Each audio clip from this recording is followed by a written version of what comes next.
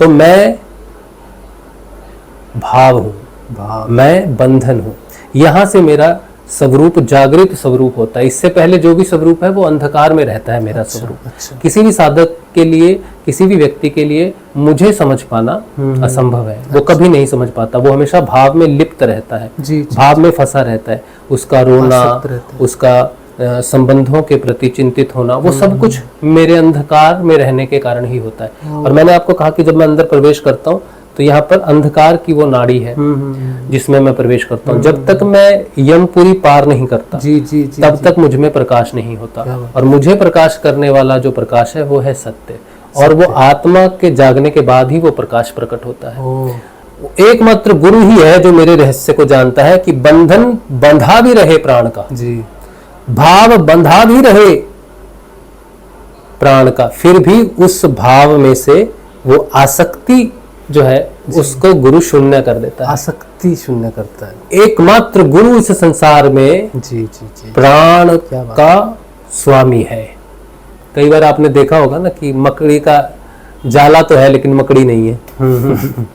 वैसे तो कहा जाता है मकड़ी अपना जाला बुनती है और उसको वापस निगल भी लेती है, लेकिन बहुत जगह पर आप देखो कि मकड़ी का जाला तो है लेकिन मकड़ी नहीं। इसी तरह से संसार में व्यक्ति प्राण के माध्यम से बहुत बंधन बांध लेता है, जाले बांध लेता है और उसी में ही वो बेचारा घूमता रहता है। लेकिन जब गुरु आता है तो उस जाल को वैसे का वैसे ही रहने देता है, उसमें से मकड़ी को निकाल के ले जाता है और मुक्त कर देता है। क्या बात है। तो एकमात्र गुरु ही है जो मुक्त कर सकता है आपको। तो गुरु की शरण में जाना चाहिए और प्राणों का सदुपयोग और लाभ लेना चाहिए। जो साधक हैं, जो भी आप इस प्रोग्राम को देख रहे हैं, आप एक बात समझ लीजिए कि इस संसार में सबसे ज्यादा बदमाश जो है, जिसके चक्कर में ये दुनिया फंसी हुई है, वो है मन। मन से ज्यादा बदमाश कोई नहीं। मन ही भूत है। मन भूत है। तो कहता है ना भूत और प्रेत है, ये है वो। तो मन ही वो भूत है जो आपको बस घुमाता रहता है, बंदर है वो एक तरह का। आप बिल्कुल अपनी साधना कीजिए और गुरु के बताए अनुसार साधना कीजिए और मुझे, प्राणों को अपने गुरु के अधीन कर दीजिए। एकमात्र वही है जो मेरा स्वामी है और वही आपको इस जगत से, इस पंच भौतिक जगत से, भाव रूपी जगत से मुक्त कर सकता है। जी।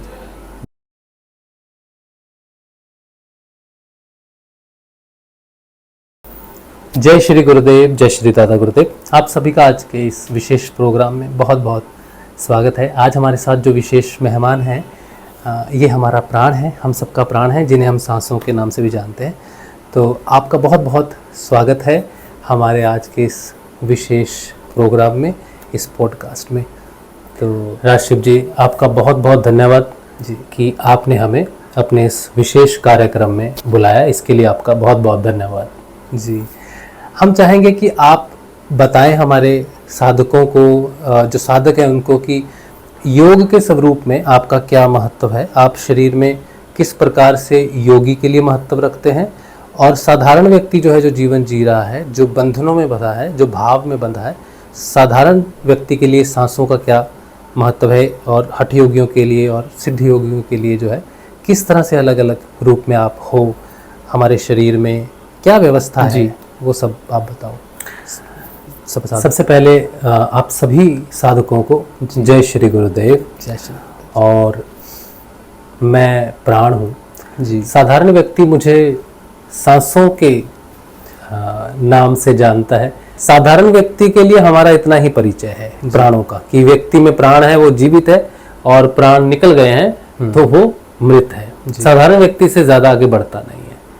कुछ लोग जो व्यायाम करते हैं, उन लोगों के लिए हम प्राणायाम है, कुंभक हैं, रेचक हैं, इस तरह से वो अलग अलग प्रकार के कुछ क्रियाएं करते हैं और उन क्रियाओं को करने में हम सहायक हैं। उनके शरीर को स्वस्थ रखने के लिए वो अलग अलग प्रकार के प्राणायाम या फिर आसन, जो योगा अभ्यास आप बोलते हैं, हठ योगी या अन्य आजकल जो साधारण व्यक्ति भी जो योग कर रहा है, वो प्राणों के माध्यम से अलोम विलोम कर रहा है, कपालभाति कर रहा है, या वो ईड़ा नाड़ी से सांस लेना सीख रहा है, पिंगला का विज्ञान समझ रहा है कि ये चंद्र नाड़ी है, ये सूर्य नाड़ी है, ये शरीर को ठंडा रखती है, ये नाड़ी शरीर को गर्म रखती है। तो इस प्रकार से वो अपनी नाड़ियों को बदलने के आधार पर भी अपना जीवन चलाते हैं, जिसे स्वर विज्ञान कहते हैं जी। तो साधारण व्यक्ति के जीवन में स्वर बहुत महत्व रखता है। जैसे कि स्वर विज्ञान में बताया गया है कि अगर ईड़ा से सांस चल रही है तो आपका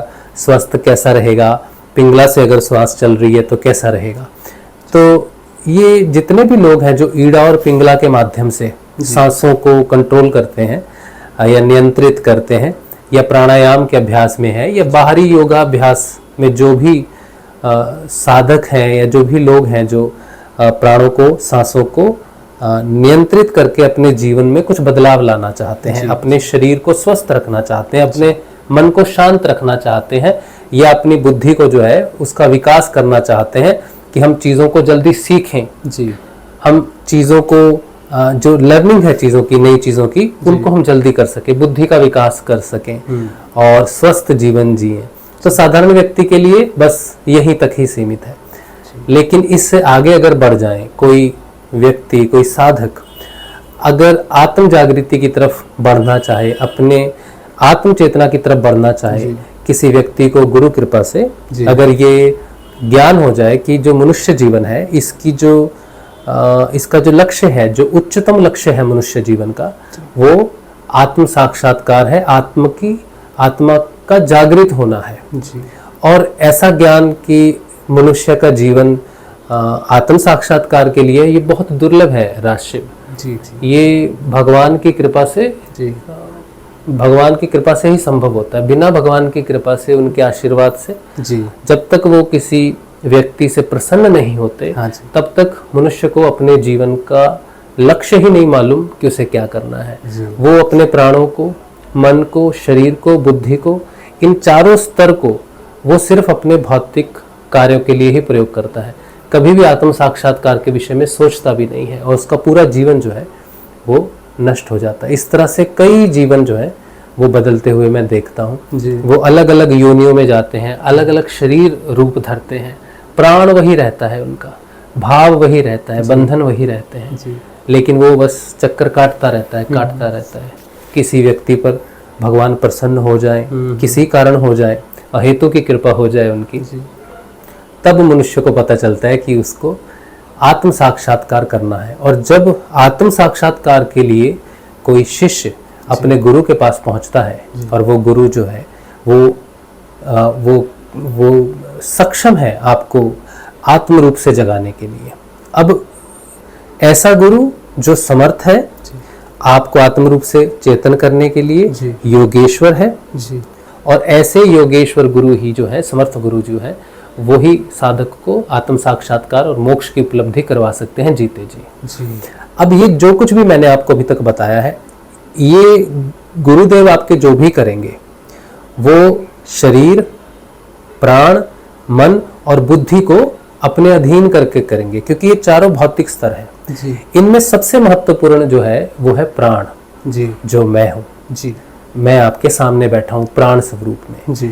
मेरे 10 स्वरूप हैं, 5 मेरे मुख्य स्वरूप हैं जिन्हें आप प्राण, अपान, व्यान, समान, उदान के रूप में जानते हैं। और 5 मेरे उप प्राण हैं, सहायक प्राण हैं, जो 5 महाप्राण की सहायता करते हैं।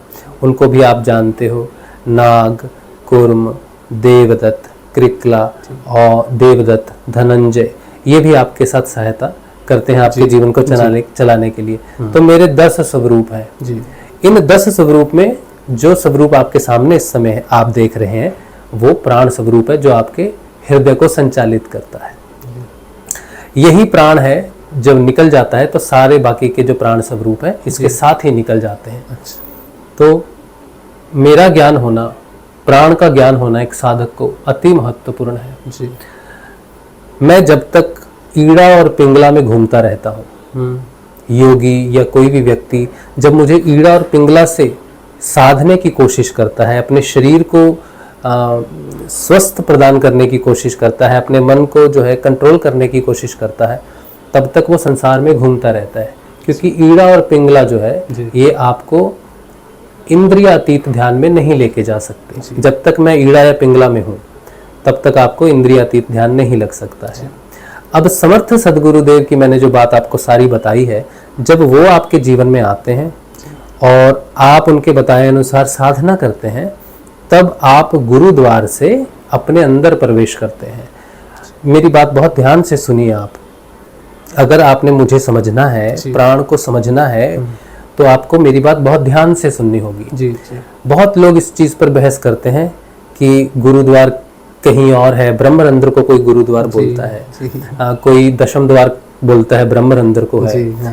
मैं जो आपको बता रहा हूँ ये पूरे जानकारी के साथ और राजशिव का भी अनुभव है, ये भी जानता है कि दशम द्वार जो होता है वो अंदर जाने का द्वार होता है।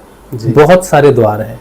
वैसे तो माया के जो द्वार हैं 9 द्वार बोले जाते हैं, वो बाहर की तरफ खुलते हैं। अगर मैं कहूँ कि आप अपने अंदर जाओगे तो इसका मतलब ये नहीं कि ये जो मुख से अंदर रास्ता जा रहा है ये अंदर जाने का रास्ता, ये अंदर नहीं है। इसको तो फाड़ कर बाहर निकाला जा सकता है, वो बाहर ही है। जहां तक आप स्पर्श कर सकते हो, जहां तक आप कानों से सुन सकते हो, आंखों से देख सकते हो, इंद्रियों से स्पर्श किया जा सकता है, जहां तक मन को छोड़कर, वहां तक बाहर है। जी। जब कोई योगी अपने गुरु की कृपा से अंदर प्रवेश करता है तो यहां से प्रवेश करता है। इसे दशम द्वार कहा है, ये प्रवेश द्वार है, ये गुरु द्वार है। इस पर जब तक कोई साधक एकनिष्ठ होकर गुरु को पूर्ण समर्पण ना कर दे, तब तक वो यहाँ से अंदर नहीं जाता।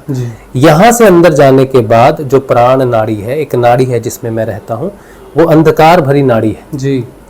उस नाड़ी से हृदय तक का रास्ता जो है वो साधक तय करता है। और ये जो रास्ता है, जो दशम द्वार से जो रास्ता जाता है, वो हरिद्वार में जाकर खुलता है। मनुष्य जब अपना शरीर त्याग देता है, जो प्राण उसका एक शरीर से दूसरे शरीर में प्रवेश करता है, वो यमपुरी के रास्ते में ही कहीं आप समझिए कि चेंज हो जाता है, शरीर चेंज हो जाता है। लेकिन यमपुरी का जो द्वार है हृदय के बाहर, वो उसको पार नहीं करता है। मृत्यु के बाद यम द्वार को पार नहीं किया जा सकता है, वो यमपुरी में ही रहता है। लेकिन यम का एक द्वार है जो आगे जो खुलता है, जो हरिद्वार में जाकर खुलता है, उत्तर दिशा में जाकर जो खुलता है, तो वो कभी भी यम द्वार को पार नहीं करता है। लेकिन जो साधक जीते जी अपने गुरु का ध्यान करता है और अंदर प्रवेश करता है, जिस नाड़ी को बोलते हैं कि अंदर प्रवेश करता है, तो वो यमपुरी जाती है। आपने नचिकेता का सुना होगा कि नचिकेता जो है वो यमराज के पास जाते हैं और यमराज से कहते हैं कि मृत्यु के बाद का जो है रहस्य बतलाइए। तो वो कहाँ से जाते हैं? वो ध्यान के माध्यम से ही जा सकते हैं, शरीर के साथ नहीं जा सकते हैं। इसके बाद आपने सावित्री का भी सुना होगा। सावित्री यमराज से अपने पति को वापस लाती हैं। तो कैसे लाती हैं? तो वो यही ध्यान का ही रास्ता है, ध्यान का ही माध्यम है जहां से जा सकते हैं। तो वो प्राणों के सहायता से ही आप अंदर जा सकते हैं। समझे आप? मेरी सहायता के बिना आप यमपुरी नहीं जा सकते। जीते जी भी मैं आपको यमपुरी लेके जा सकता हूँ। और जीते जी जिसको मैं यमपुरी लेके जाता हूँ वो गुरु के अधीन होता है, गुरु की कृपा से लेके जाता हूँ। और जब वो यमपुरी पहुंचता है तो यम बहुत बाधाएं भी देते हैं कि आप आगे नहीं जा सकते। लेकिन जो साधक अपनी व्यक्तिगत चेतना को लय करने के लिए तैयार है, आत्म चेतना के रूप में प्रकट होने के लिए तैयार है, जो अपने गुरु पर पूर्ण भरोसा करता है और मुझ प्राण को अपने गुरु को सौंप देता है, मेरा पूर्ण अधिकार जो है वो अपने गुरु को सौंप देता है, वही साधक जो है वो यम द्वार को पार कर हरिद्वार में प्रवेश करता है। और हरिद्वार में जो स्वरूप है श्री हरि का, जिसे आत्म स्वरूप कहते हैं, वो जब जागृत होता है तो उस आत्म चेतना के साथ मैं प्राण भी जागृत होकर सुषुम्ना नाड़ी में प्रवेश करता हूँ। यहाँ से मेरा स्वरूप जागृत स्वरूप होता है। इससे पहले जो भी स्वरूप है वो अंधकार में रहता है मेरा स्वरूप। किसी भी साधक के लिए, किसी भी व्यक्ति के लिए मुझे समझ पाना असंभव है। वो कभी नहीं समझ पाता, वो हमेशा भाव में लिप्त रहता है, भाव में फंसा रहता है। उसका रोना, उसका संबंधों के प्रति चिंतित होना, वो सब कुछ मेरे अंधकार में रहने के कारण ही होता है। और मैंने आपको कहा कि जब मैं अंदर प्रवेश करता हूँ तो यहाँ पर अंधकार की वो नाड़ी है जिसमें मैं प्रवेश करता हूँ। जब तक मैं यमपुरी पार नहीं करता तब तक मुझ में प्रकाश नहीं होता। और मुझे प्रकाश करने वाला जो प्रकाश है वो है सत्य। और वो आत्मा के जागने के बाद ही वो प्रकाश प्रकट होता है। आत्म चेतना श्री हरि स्वरूप आत्मा जब प्रकट होती है तो व्यक्तिगत चेतना यमपुरी में ही रह जाती है, उससे आगे नहीं जाती। जैसे जैसे आत्म चेतना का प्रकाश होता जाता है वैसे वैसे व्यक्तिगत चेतना जो है वो नष्ट होती जाती है। अच्छा। अब ये जो हृदय में जो आत्म चेतना प्रकट होती है, ये वाला हृदय नहीं है, एक प्राण हृदय है। जी जी। जिसे हम हृदय हिरण्य गर्भ जिसे कहते हैं, हिरण्य गर्भ। तो वहां पर आत्म चेतना है समझो इसी हार्ट के सूक्ष्म स्वरूप में। अच्छा, ठीक है। जी। तो वहां से सुषुम्ना नाड़ी जुड़ी हुई है। अब मैंने कहा था ना कि जब तक आत्मा जागृत नहीं होती तब तक कोई सुषुम्ना नाड़ी में प्रवेश नहीं करता जी, है। जी। ईड़ा पिंगला में ही घूमता है। जी। ईड़ा पिंगला में सारे सुख मिल जाएंगे तुमको, सारी शक्तियां, सिद्धियां, स्वस्थ, दीर्घ जीवन सब कुछ प्राप्त हो जाएगा, लेकिन ध्यान प्राप्त नहीं हो सकता, इंद्रियातीत ध्यान प्राप्त नहीं हो सकता। तो आत्म जागृति के बाद सुषुम्ना नाड़ी में प्रवेश कर मैं प्राण स्वयं नीचे मूलाधार में चला जाता हूँ। यहाँ से स्वाधिष्ठान के आगे की यात्रा शुरू होती है, यहाँ से जागृति प्रारंभ होती है। ये जो स्थान है जिसे मैं कह रहा हूँ कि हृदय जगत है, या फिर जहाँ से मुझ में प्रकाश होना शुरू होता है, ये आपका द्वितीय शरीर है, जहाँ से मेरा साम्राज्य शुरू होता है। इसे आप भाव शरीर भी बोलते हो, इसे आप प्राणमय शरीर भी बोलते हैं, प्राणमय कोश भी बोलते हैं। इसी मेरे ही साम्राज्य में आपके सारे चक्र, ऊर्जा चक्र जो है वही विराजमान है। मेरे उन चक्रों के माध्यम से ही आपके शरीर को ऊर्जा मिलती है। आप जो भोजन से ऊर्जा प्राप्त करते हैं वो शरीर को पहले प्राप्त होती है, फिर प्राण में जाती है। लेकिन जब मैं जागृत हो जाता हूँ, आंतरिक रूप से आपका द्वितीय कोश, प्राणमय कोश जागृत हो जाता है, तब धीरे धीरे जो ऊर्जा है वो भोजन से जरूरत नहीं पड़ती, भोजन से आवश्यकता नहीं पड़ती उसकी। फिर वो प्राण से ही मैं ऊर्जा स्वयं, मैं इस संसार की जितनी भी ऊर्जा है मैं ही हूँ, मैं ही ऊर्जा का भंडार हूँ। जब मैं जागृत हो जाता हूँ तो मैं आपके शरीर को भी ऊर्जा प्रदान करना शुरू कर देता हूँ, जिससे आपको बाहर के भोजन की जरूरत नहीं पड़ती। हाँ जी, योगी लोग कुछ भी नहीं खाते। जी जी जी। क्यों नहीं खाते? क्योंकि उनके पास अंदर प्राण शक्ति जागृत है, मैं जागृत हूँ। जी जी। तो मैं इस तरह से सारे चक्रों को स्वतंत्र कर देता हूँ, चेतन कर देता हूँ, और सारे चक्रों में वो ऊर्जा का प्रवाह जो है वो बहने लग जाता है। अब ये तो योग की बात है कि मैं प्राणमय शरीर में सब कुछ जागृत करके ऊर्जा का संचालन करता हुआ सारे चक्रों को पार करता हुआ यहाँ आगे चक्र में पहुंचता हूँ, जहाँ पर भगवान आत्म स्वरूप में और परमात्मा स्वरूप में जो चेतना है उनका योग होता है। जी जी। इस योग के बाद एक नाड़ी है जो ब्रह्मरंध्र जिसे बोलते हैं। जब वो एक ही भाव में स्थित हो जाता है, द्वैतवाद खत्म हो जाता है, तब ब्रह्मरंध्र से होता हुआ मैं इस शरीर को छोड़कर, चेतना को छोड़कर उस महाप्राण में लय हो जाता हूँ, मोक्ष। अब ये तो मैंने आपको मेरी गति बताई है योगियों के लिए कि प्राण के बिना, प्राण जागृति के बिना प्राण जो है वो आपको ध्यान में नहीं लेके जा सकता है। आपका द्वितीय कोश जो है, प्राणमय कोश जो है, वो जब तक जागृत नहीं होगा तब तक आपको ध्यान में आप नहीं जाते। हठ योगी ईड़ा पिंगला से चले जाते हैं, चक्रों को भेद भी देते हैं, लेकिन बाहर से। अच्छा। चक्रों को अंदर से ऊर्जा प्रदान करना और चक्रों को भेद के शक्ति से खोलना, ये अलग चीज है। अच्छा। तो जो आत्म जागृति के बाद जो प्रकाश होता है, और वो प्रकाश, वो चक्रों का खुलना या वो चक्रों का जिसे अलाइनमेंट कहते हैं, वो बिल्कुल अलग प्रक्रिया है। अच्छा। जो व्यक्ति हठ से चक्रों को या फिर ऊर्जा चक्रों को अलाइन करता है, वो अगर अपना हठ छोड़ दे, अपना कुछ जो भी क्रिया वो कर रहा है, योग कर रहा है, वो छोड़ दे, तो फिर से वो चक्र डिसअलाइन हो जाएंगे उसके। अच्छा। फिर से वो अव्यवस्थित हो जाएंगे, फिर से बीमार हो जाएगा। अच्छा। लेकिन आत्म रूप से चेतन साधक हो जाता है, उस प्रकाश से जो चक्र जो है आपके वो एक लाइन में आ जाते हैं, एक नियमित रूप से संचालित होने लगते हैं, फिर वो कभी भी विकृत नहीं होते।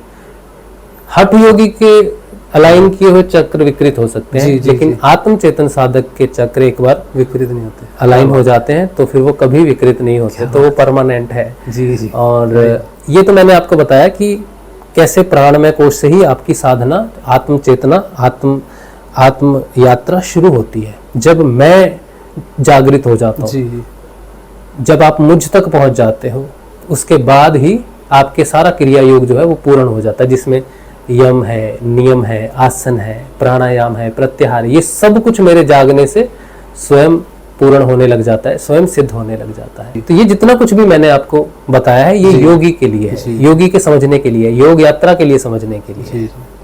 तो योगी के लिए तो आपने बता दिया कि कैसे सूक्ष्म रूप से जागृत होता है और कैसे उसकी यात्रा आगे बढ़ती है, आध्यात्मिक यात्रा उसकी आगे बढ़ती है। लेकिन साधारण व्यक्ति है वो तो संसार में लिप्त है।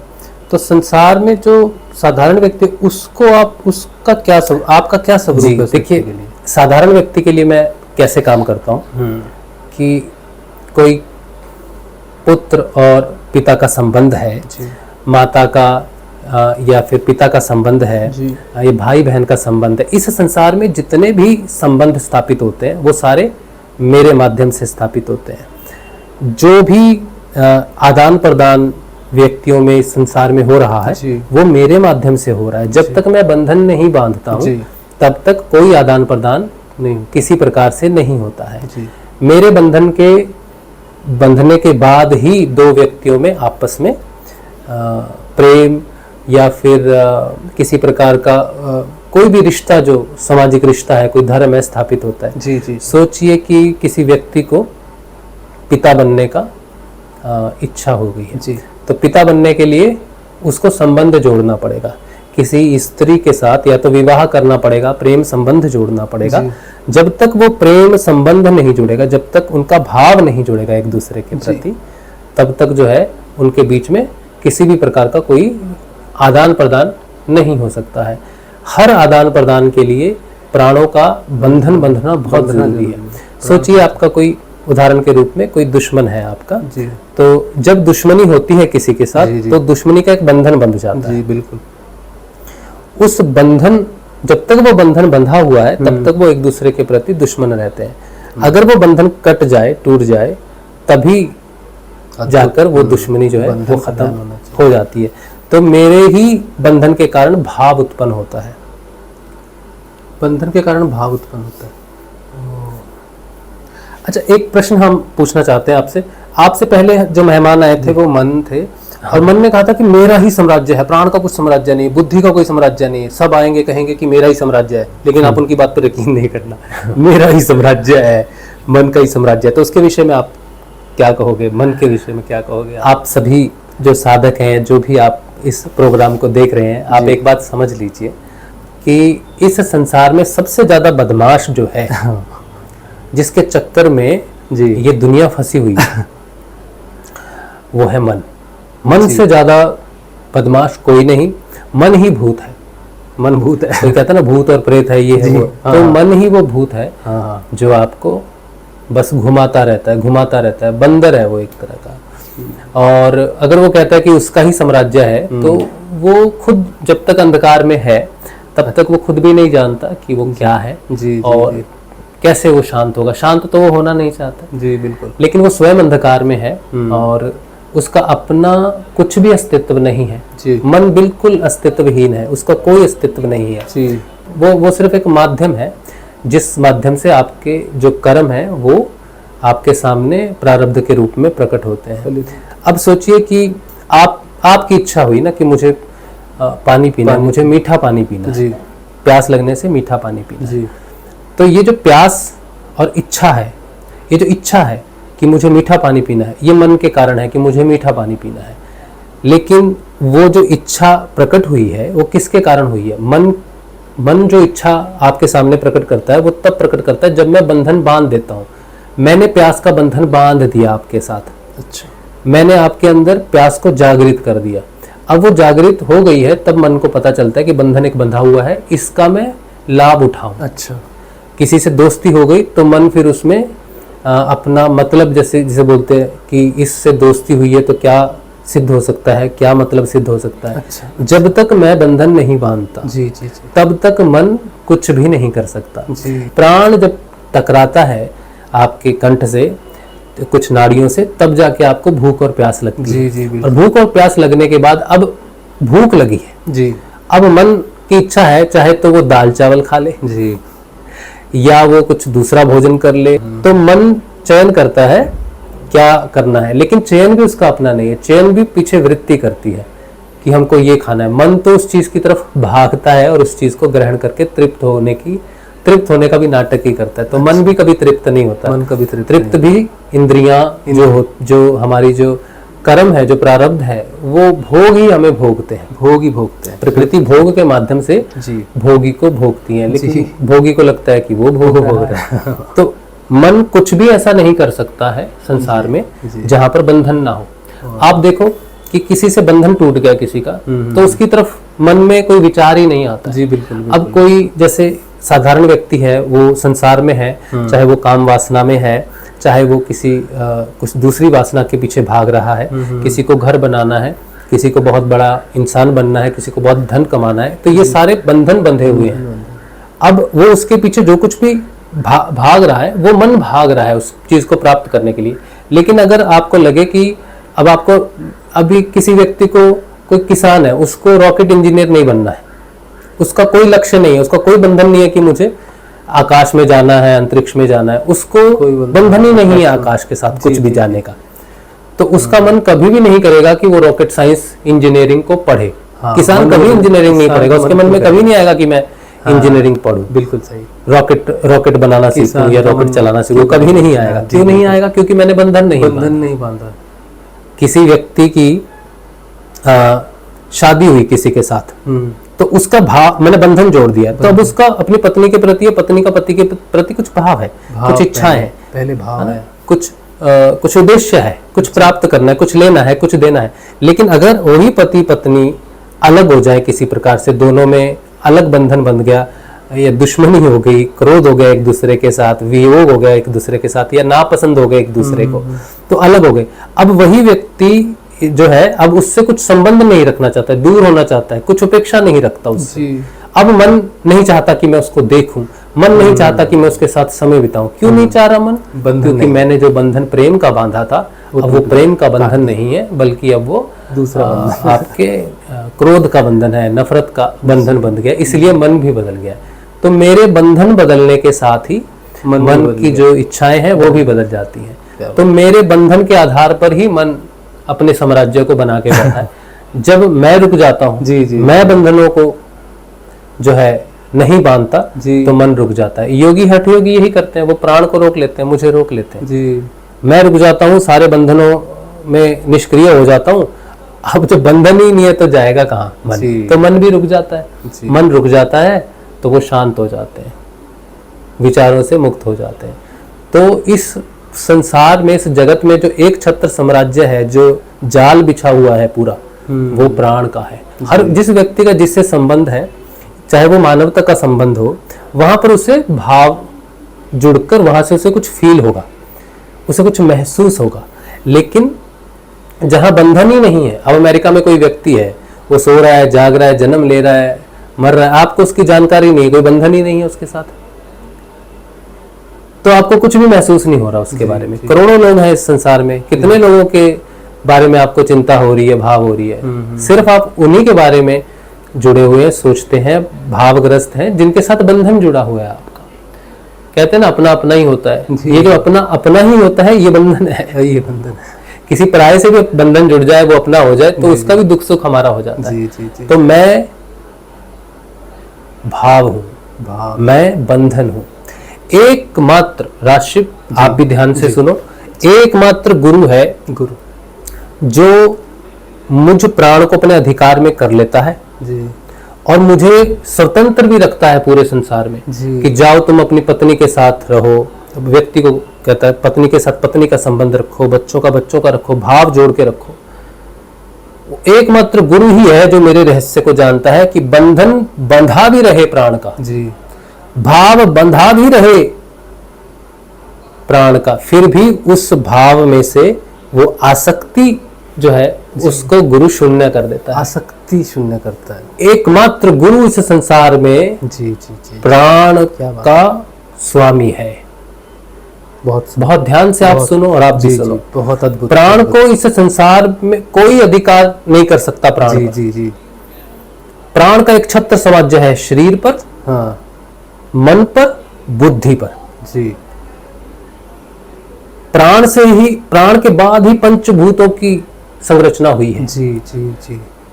प्राण को कोई अपने वश में नहीं कर सकता। योगी हठ से ही उसको पकड़ते हैं, लेकिन उसकी इच्छा से नहीं कर सकते। एकमात्र गुरु है, एकमात्र वो जगत जननी माँ है जो मुझ पर अधिकार रखती है, जो मेरी स्वामिनी है। गुरु मेरा स्वामी है, क्या बात है। और वो ही मेरा सदुपयोग कर सकता है। जिसने अपने जीवन में मेरा सदुपयोग नहीं किया, उसका जीवन नष्ट हो गया। गुरु ना तो बंधन बांधता है किसी के साथ जी, और ना ही बंधन तोड़ता है और ना ही भाव को समेटता है। जी जी जी। वो भाव को वैसे ही रखता है, उसमें सिर्फ आसक्ति को शून्य कर देता है। ये गुरु, इसे गुरु का चमत्कार कह लो, कुछ भी कह लो, लेकिन एकमात्र गुरु ही है जो ये कार्य कर सकता है। जी, हमारे गुरुदेव ने ऐसा ही कहा है कि देखो तुम ये साधना करो और संसारिक भोग भी भोगोगे और मोक्ष भी प्राप्त होगा। भोग और मोक्ष एक ही साधना में, एक ही जीवन में प्राप्त। बिल्कुल सही कहा आपके गुरुदेव ने कि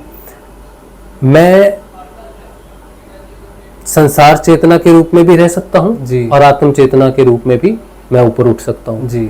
मैं संसार में भी हूँ और संसार से बाहर जो इंद्रियातीत जगत है, अध्यात्म जगत है, उसमें भी मैं हूँ। जी जी शरीर भी इसी जगत में है, जी। मन भी इसी जगत में रह जाता है, जी। बुद्धि भी इसी जगत में रह जाती है। एकमात्र मैं ही हूँ, प्राण ही है हाँ जी। जो आपके इस स्थूल जगत में भी है जी और सूक्ष्म जगत में भी है। जी। मैं दोनों तरफ रहता हूँ। इसीलिए आप अपने संसार में अपने भौतिक जीवन का भोग करते हुए मेरे माध्यम से जी अनासक्त हो सकते हो गुरु कृपा से। जी। और मेरा जो भाव है वो संसार से हटकर जी। वो भगवान की तरफ चला जाता है। तो भगवान में आसक्ति हो जाती है, ईश्वर में, आत्म स्वरूप परमात्मा में आसक्ति हो जाती है। जी जी जी। और संसार की आसक्ति छूट जाती है। वैसी ही छूट जाती है, खत्म हो जाता है। तो वो कई बार आपने देखा होगा ना कि मकड़ी का जाला तो है लेकिन मकड़ी नहीं है। वैसे तो कहा जाता है मकड़ी अपना जाला बुनती है और उसको वापस निगल भी लेती है, लेकिन बहुत जगह पर आप देखो कि मकड़ी का जाला तो है लेकिन मकड़ी नहीं है। इसी तरह से संसार में व्यक्ति प्राण के माध्यम से बहुत बंधन बांध लेता है, जाले बांध लेता है। जी, जी। और उसी में ही वो बेचारा घूमता रहता है। लेकिन जब गुरु आता है तो उस जाल को वैसे का वैसे ही रहने देता है, उसमें से मकड़ी को निकाल के ले जाता है और मुक्त कर देता है। क्या बात है। तो एकमात्र गुरु ही है अद्भुत, अद्भुत। जो मुक्त कर सकता है आपको। तो गुरु की शरण में जाना चाहिए और प्राणों का सदुपयोग और लाभ लेना चाहिए। जी जी। बहुत बढ़िया, आनंद आ गया, बहुत बढ़िया, मजा आ गया, क्या ही बताए आपकी बातें सुनकर। बहुत बहुत धन्यवाद, आपने इतना कुछ हमें समझाया। जी, आप बिल्कुल अपनी साधना कीजिए और गुरु के बताए अनुसार साधना कीजिए और मुझे, प्राणों को अपने गुरु के अधीन कर दीजिए। एकमात्र वही है जो मेरा स्वामी है और वही आपको इस जगत से, इस पंचभौतिक जगत से, भाव रूपी जगत से मुक्त कर सकता है। जी जी। बहुत बहुत धन्यवाद, बहुत बहुत धन्यवाद आपका कि आपने इतने अच्छे से हमें समझाया प्राण का विषय। बहुत धन्यवाद, बहुत धन्यवाद। जय श्री गुरुदेव, जय श्री गुरुदेव जी, जय गुरुदेव।